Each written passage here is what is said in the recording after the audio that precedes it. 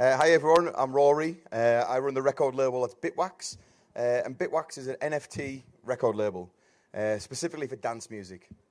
Initially, we started in 2019 as a vinyl record distribution business, accepting cryptocurrency for vinyl records, which is Bit for Bitcoin and then Wax for vinyl, catchy little name. And then eventually we decided to evolve into an NFT dance music record label because there wasn't much profit in selling vinyl records, and you're sitting on a lot of dead stock, and it's just it's a new way for the music industry to be revolutionized, we deemed. A little bit about myself. I have 5+ years in cryptocurrency. I run a podcast called Algorithmic, where I interview some of the biggest music producers and platforms in the NFT space. I'm also a moderator for Beatport for their NFT project Synthheads. I work with gold and platinum record music producers. I do a lot of advice and consultancy for them. I work with multiple Radio 1 DJs. And my favourite is I work with the management team for Melody, Dennis Salter, and Annie Mac. And all these people are just trying to get involved in the music NFT business, and they're just trying to understand it a bit better. And it's part of my business to on-ramp and educate these people into the world. Next slide. So before we start, I just want to go over a few buzzwords which will crop up throughout this discussion. You might not be familiar with these, so we'll start off with the first one, which is blockchain. Blockchain is where the cryptocurrency transaction data is stored.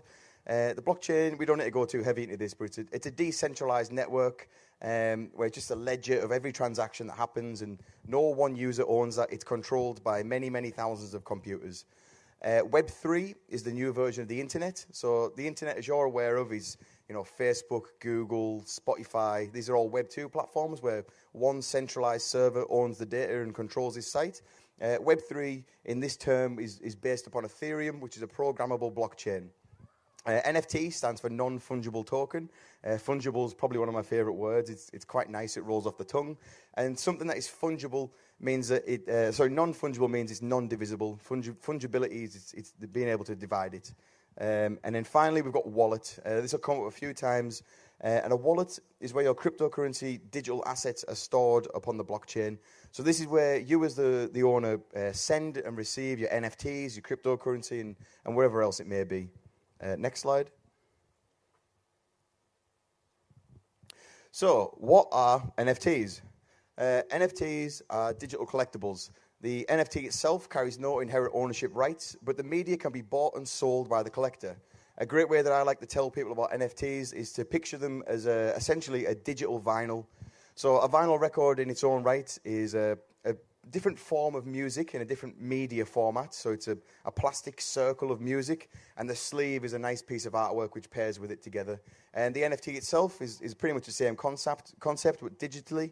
You own a collectible form of visualized media with some music that goes with it. It's just a different form of collectability.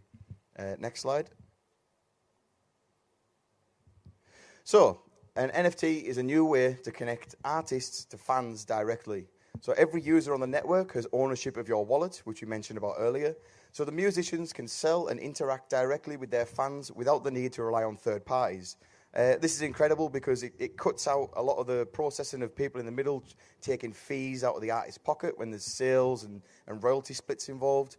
And it also just creates a new way that now an artist can track every single person who owns one of their digital collectibles. So an example of this I like to use is Carl Cox. If you think about Carl Cox, he wanted to connect to everyone who owns these original vinyls that were pressed in the 90s.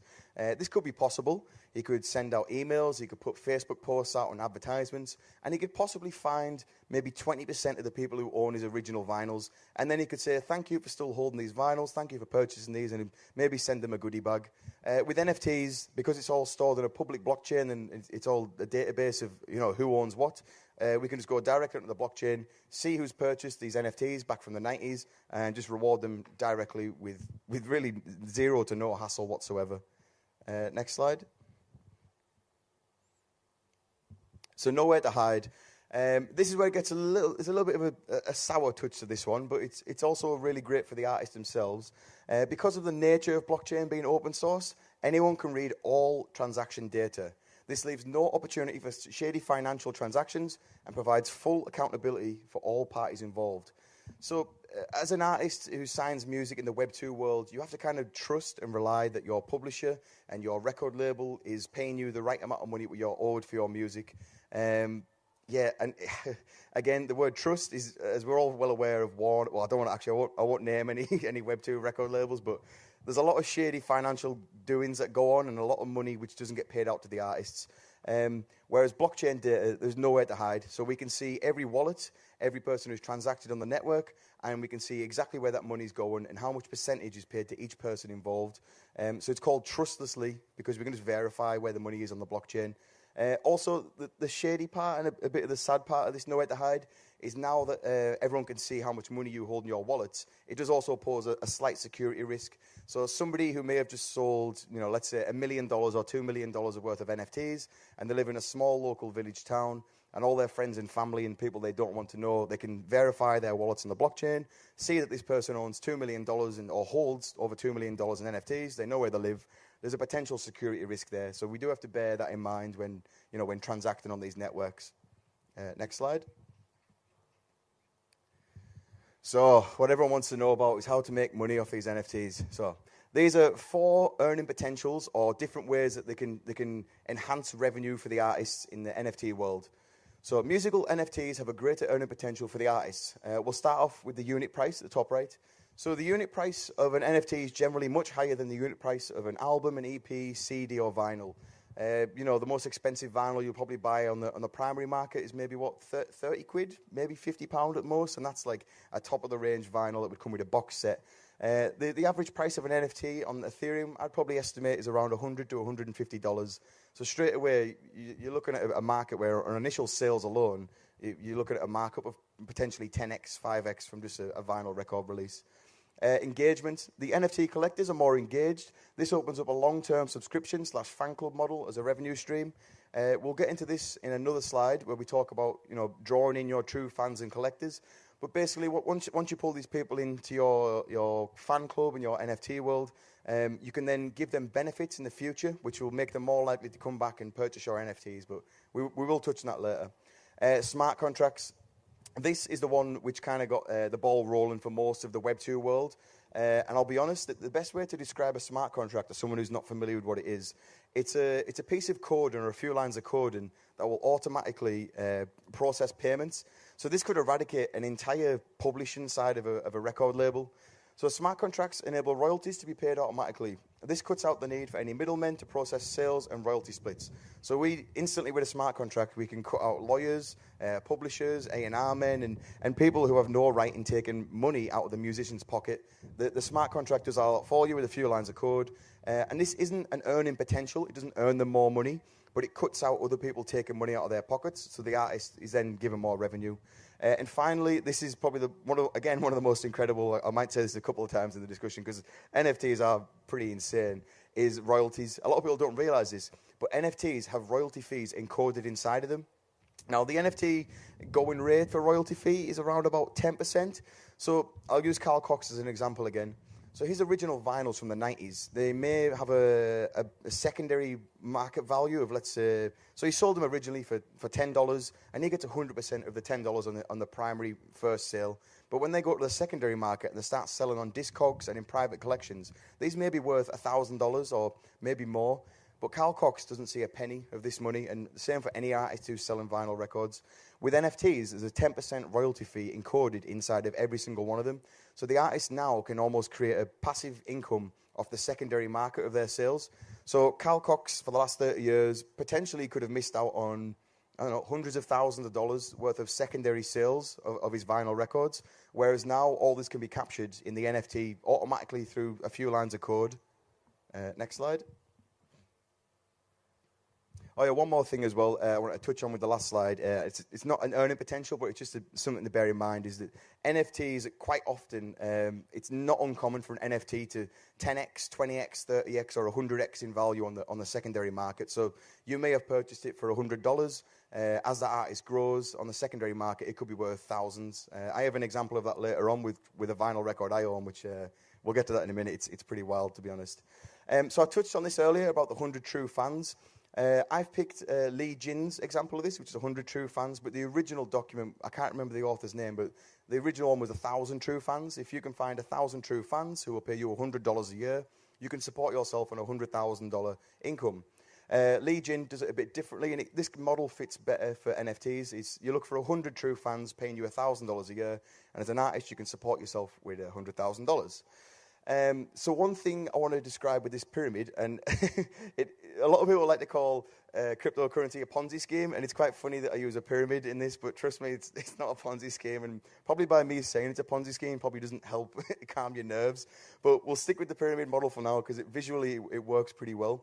So with Bitwax, I mentioned earlier that we're going to be issuing NFTs, and we're kind of taking a record label approach, and it's a new form of record label, and I use that in quotes because essentially all music, the idea is all music that we distribute on the Web 2 platforms, we're just going to give away for free.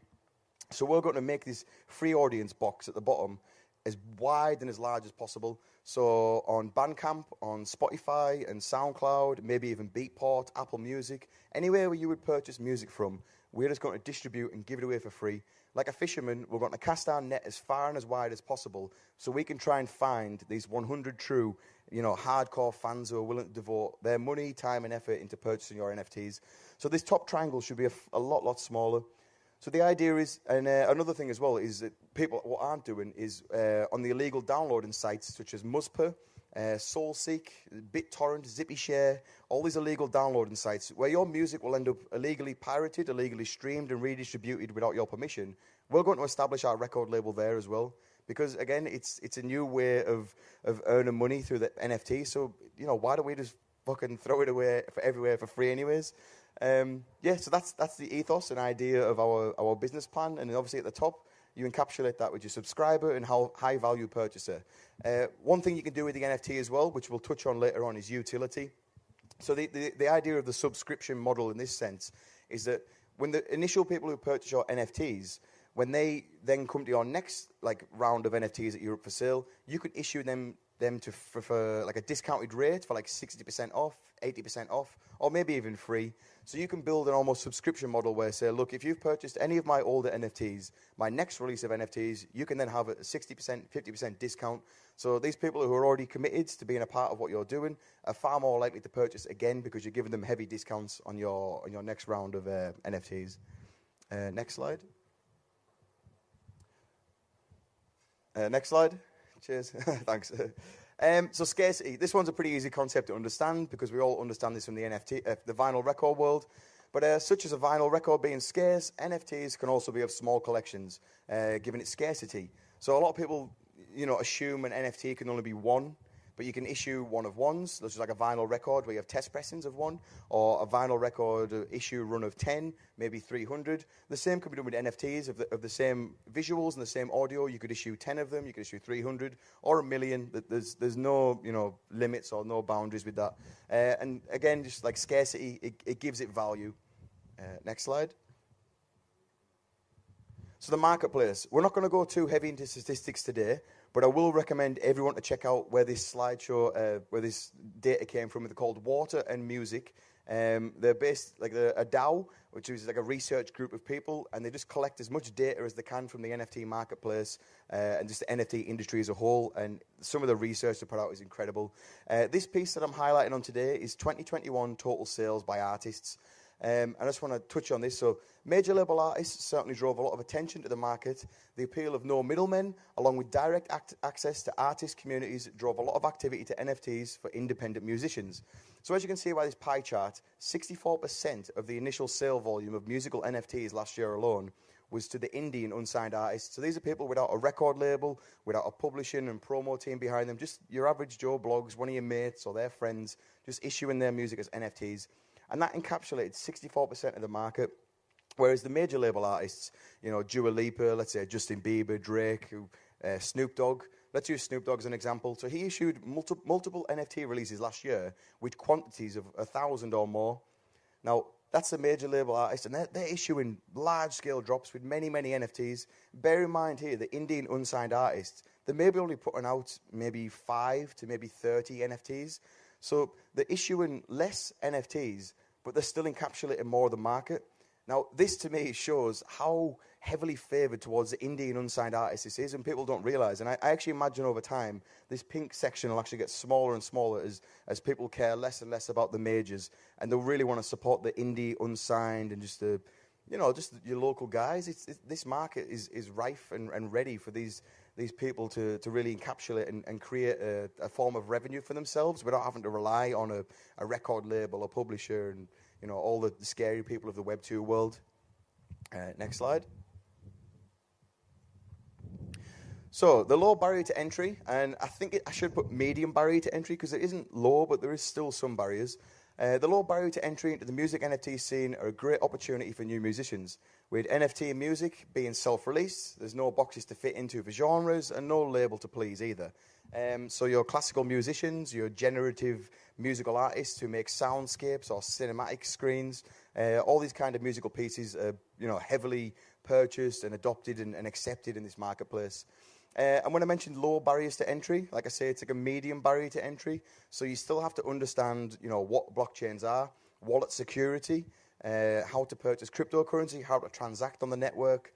There is gas fees and there's a few complications to get involved, but I'll be honest, they're pretty easily learned after a couple of sessions. And part of my consultancy with my business is I help bring artists up to speed with what they need to know to hit the ground running in the NFT world. Next slide. Right, now we're on to my favorite piece, utility. This is one of the buzzwords that'll crop up a lot, and a lot of people don't like the word utility, but I relish and absolutely love it. So I've actually got 3 slides on utility, so get prepared for these. So NFTs can become far more than a piece of collectible media. Utility are benefits that can be added on top of the NFT, which create more value for the collectible. So there's 3 different types of utility that I've identified. So there's functional, which is the ability to do something. Emotional, makes you feel a certain way. And financial, it can give you a monetary upside. So we'll look at functional. And for this example, I'll just think of the stupidest thing that you could create. We'll say, as Bitwax, we want to raise $3,000 for Bitwax to create the next leg of what Bitwax wants to do. So I'll take a photo of my shoes, and I'll issue 10 NFTs at 0.1 Ethereum of Bitwax shoes, which really, on surface, why would you want to own a picture of my shoes as an NFT? It means nothing. And let's say we sell all 10 pictures, we raise $3,000, but now we've got the money to build the next leg of Bitwax. So what we can do for the holders of the Bitwax shoes is add some functionality on top of this. So we could say to the 10 people that own our NFTs, thank you for doing this. Come to the Bitwax website, and we can give you free unreleased dance music. So as Bitwax ourselves right now, we are sat on over 5 gigabytes of unreleased dance music and sample packs from our producers and our artists on our label. So we could create a section on our website where any user can come to, but then when they click on it, it wouldn't work unless you owned a photo of Bitwax shoes.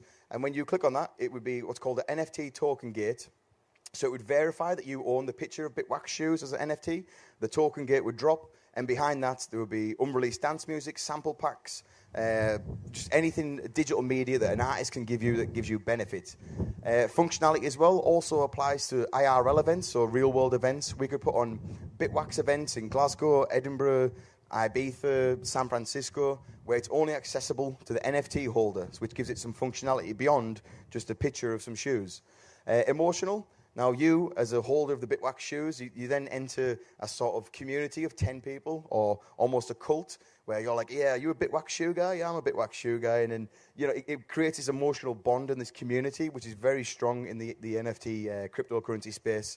And especially when it gets tied into financials. If your financial asset is worth a lot of money, you tend to identify with that. So we look at Bored Ape Yacht Clubs, people who drive Ferraris, or maybe you want let's say you want a Carl Cox vinyl from the 90s that's worth $3,000 or $4,000. You really want to show that off when people come around your house. So you can have an emotional connection to your NFT as part of the utility as well. And then financial. So this ties into the first part, which I mentioned, that Bitwax, let's say we're trying to raise $3,000 to create the next leg of the Bitwax project. And we do that. We sell 10 NFTs of my shoes. We've raised the $3,000. Now we can hire a better web developer and a better graphic designer to create the next leg of Bitwax. And we do that. And then on the next release, we drop 1,000 NFTs at 0.1 Ethereum. And we've just raised $300,000. And that wouldn't have been possible without the 10 initial sales of the Bitwax shoes. So what do we do then? Well, now we're sat on a bank of $300,000. We can go back to our original NFT holders because we can look on the blockchain and we can see all their wallets and we'll say, thank you for believing in us and being a part of this. We've just raised $300,000. There's, $10,000 for you, $10,000 for you, $10,000 for you. And they don't have to accept or decline that. We just send that on the blockchain without anyone's permission and we just reward them financially for being a part of Bitwax. Another financial, or it sort of falls under the umbrella of financial, is all future Bitwax NFTs. We could say, thank you for purchasing the Bitwax shoes. Every single NFT we release in the future, we're just going to airdrop that for you for free. So every NFT we release, the public may have to purchase that, but our early supporters, we just send them the NFT. And every NFT we release in the future could have a value of, let's say, $200. So that every time we send them an NFT, it's essentially us airdropping them $200 that they could sell on the spot. Next slide. So this is, another form of utility, just some of the things I was talking about there. So there's two different types of utilities. There's on-chain, which comes under the form of airdrops, which, like I mentioned just then, is like, us sending out NFTs or just money to your wallets. Royalties, that forms under, you purchase the NFT, we could then send you payments, or some musical NFTs do allow you to have, like, master royalties. It's a bit more complicated, and I won't go into that today. But you can purchase an NFT, and by holding the NFT, it entitles you to royalties of that song. So when it's streamed online, the money can come to you. But it's a bit complex to get into today. And then the token-gated content. I've got another slide on this, which I'll come on to in a minute, because NFT token gates are incredible, seriously. And some off-chain benefits I mentioned about the IRL events. So we could put parties on exclusively for Bitwax NFT holders. And physical goods, we could just send out merchandise to anyone who holds our NFTs. So by you purchasing our NFTs and us also taking 10% of the secondary market of these NFT sales, we're now developing a large cash flow in our business. We're sat on a surplus of money. So in reward, we're going to start sending out T-shirts, hoodies, jeans, bags, caps, wherever it may be, as a financial reward for holding our NFTs. Next slide. So this is the NFT token gate I was talking about. Now, NFT token gates can actually be set up relatively easily and for free as well. So it's also one of the most common and easiest forms of utility to implement is a token gate. A token gate hides media behind a wall that's only unlockable through verification of NFT ownership. So in the middle of the slide there, I've put a little wall with a padlock on just to kind of signify this. And this side of the slideshow is just some examples of at Bitwax what we can hide behind our NFT token gates. So from our musicians on our label, we have unreleased dance music, exclusive edits, stems, VST presets, sample packs, tutorials from our artists of how they make their music, exclusive interviews, and more, just anything digital you can think of. All of these things are very easy to implement, and all of these things add value onto the NFT. So people who purchase a picture of your shoes, they may have got laughed at for why have you bought a picture of some shoes? What good's that? But then that then unlocks this entire world of music which nobody else has access to apart from these Bitwax shoe holders. So then that gives the NFT massive value because these DJs now, they can have songs which absolutely destroy dance floors all over the world, and nobody else has access to this apart from these 10 Bitwax shoe NFT holders. Next slide. Disposable. This is a little thing I want to touch on, but NFTs aren't as disposable as a standard musical release. So if you think about in the Web 2 world, purchasing on Apple Music, what's it, 99 cents, or streaming a song, it's free, or purchasing off Bandcamp, it's maybe $1 or $2, and it's really easy for the artist to set up. And it doesn't require much legwork financially and technologically. Whereas NFTs, there's a bit more of a legwork that you have to put in as an artist. You have to, like I say, understand wallet security, set this up, gas fees, money. There's a bit more hurdles to jump into. So the financial benefit of an NFT should be a bit more than a standard musical release. And that should reflect in it. So it makes it less disposable. So there's a lot more work that goes into it. So you're less likely to throw it away. One thing I want to touch on is that the average song on Apple Music sells for about 99 cents. And the median fee of using the Ethereum network in Q4 of 2021 was around $26 for every transaction you made on the network. So just from a starting point, your NFT, as of 2021 Q4, should be 27 times more collectible and authentic, and have more value than just a standard release on Apple Music. And that's where the utility comes in, where you can add all that extra value. Next slide. So this is, I touched on this earlier about a vinyl record I owned. So I own this. It was $69 that I purchased this for, and it's a Barner. I love the guy. He's incredible. And he's probably one of the best examples of an artist using utility in the NFT music space. And he's just absolutely killing it at the minute. So Abana's a great example of someone using NFTs to their full potential. In total, from 2 releases, I estimate he's raised close to $40,000 on initial sales, and the cheapest Sativa Jazz NFT is near about $10,000 on the secondary market. Sativa Jazz is the name of the original track which he put out, which is this vinyl record here.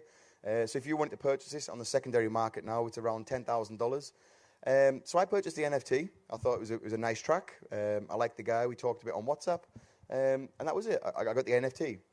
And then I get an email a few weeks later. He's asking for my home address because he wants to send out some goodies. And I received the vinyl record in the mail. I received a handwritten thank you letter. I also received some rolling papers and some stickers. I was like, okay, this is pretty cool. On top of that, I also have exclusive access in his Discord. So we have exclusive channels inside his community where I can interact with artists such as Detlef, Bontan, and many other Web2 musicians and DJs, and also all the other Sativa Jazz collectors. And then on top of all of this, when he made his second release this year, which was a Detlef remix of Sativa Jazz, to the public, it was about $400, $500 to purchase the NFT he released. Whereas for me, I could pick it up at an 80% discount because I held one of his original Sativa Jazz NFTs. So now I own this NFT, and of course, I was more than happy to purchase the next batch of NFTs he released. And I also purchased some joint holders that he released as well. And all of these NFTs as a collected value, like I say, this is like $10,000 in the secondary market. And all the other NFTs together is probably another, let's say, $3,000 or $4,000. So for my initial investment of possibly around, let's say, $300, if you include what I paid for the items plus gas fees and transfers, is about $300. And I'm sat on possibly $13,000 worth of NFTs just from a banner alone.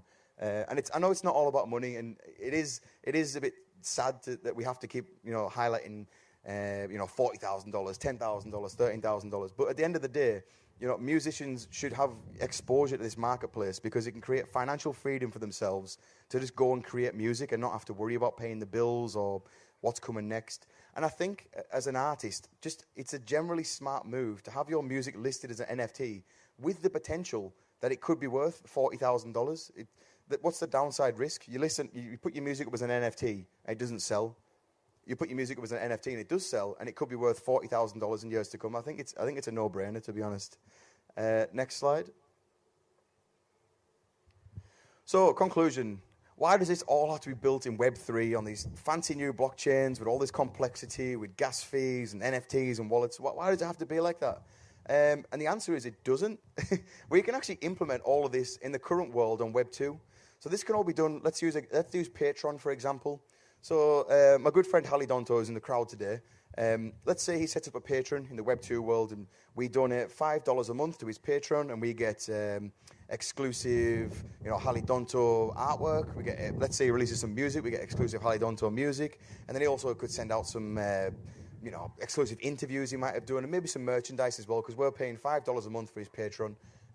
Everything I mentioned in here is exactly the same. This can all be done. Or if Hallie Donto grows as an artist, and in a year from now, his NFTs and his artwork in the Web2 world is selling for $100,000 a piece. What do I get from that as a subscriber, as patron? Well, I get nothing. I can cancel my subscription and leave, or just carry on paying my $5 a month. Now, the difference between that and Web3 is that if I'm purchasing NFTs of Hallie Donto and he becomes giant in a year from now and his NFTs and everything's worth $100,000, well, my NFT that I own, which is essentially my Patreon subscription, is a collectible, and that then has value. So if I wanted to leave the Hallie Donto universe and sell that, as a Patreon subscriber, I can cancel my subscription. But as an NFT holder, I have a digital collectible that somebody else will want to purchase off me. So as a fan, I can actually earn money as a potential revenue source just by supporting an artist in the early days. So yeah, like I said, this could all be done in the Web2 world. But when it comes to you as a fan, there's really not many benefits for you apart from the good feeling of supporting an artist. And who doesn't like money? So, in the Web3 world, you can purchase their NFTs early and potentially, set yourself up for life with a life-changing NFT. Next slide. Yeah, so that kind of concludes the presentation for this morning. Like I say, I'm Bitwax, if you want to find me on Twitter. So another thing we like to talk about with our consultancy is we also help out with advertising and just general ways to approach the Web3 world. So around 70% of the initial sale volumes on OpenSea came from Twitter last year alone. So we're heavily established on Twitter. So that's why I put the tweet link at the top. But if you also want to check out our website, it's bitwax.co.uk. And if there's any questions from today, I know there was a lot to take in there. This has all been recorded, so you can watch this back online. But if you have any questions, feel free to answer them. Yeah.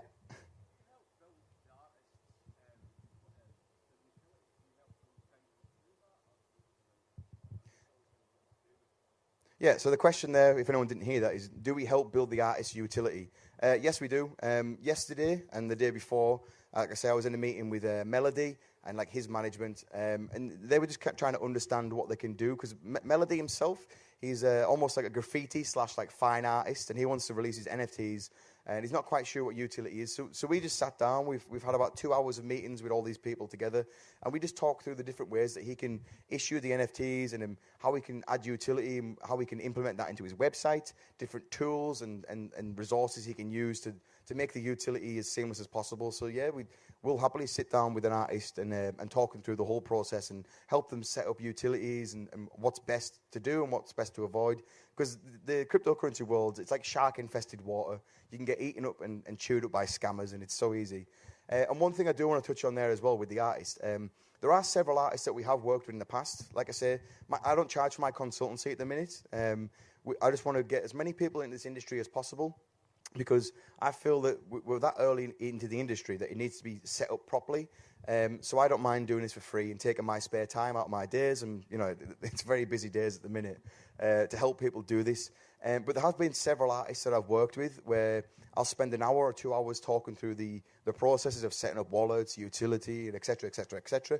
And then I always schedule a follow-up meeting for either a week or in 2 weeks' time. And we come back and I update and see where they're at as an artist and what questions they now have for me, because I've given them all this research to go away and work with. And there's been several times when I come back to them and they haven't researched or done any legwork themselves. And I'll be honest, I don't want to work with people like that. I don't mind taking the time out of my day to help artists get set up and ready in this space, but if they don't then come back to me doing some legwork, there's no benefit for me to carry on working with them, because it just shows lack of interest. Yeah, I hope that answers your question. Yeah. Right, on that note, I think that'll conclude today's presentation, and thanks everyone for sitting through that. I know it was quite complex, and there's a lot of things that I kind of skimmed over there quite quick, because there's a lot to take in. But I'll be knocking around throughout the day if you want to ask any more questions. Yeah, so I'm Rory. This is my record label, Bitwax, and yeah, thanks for having me today.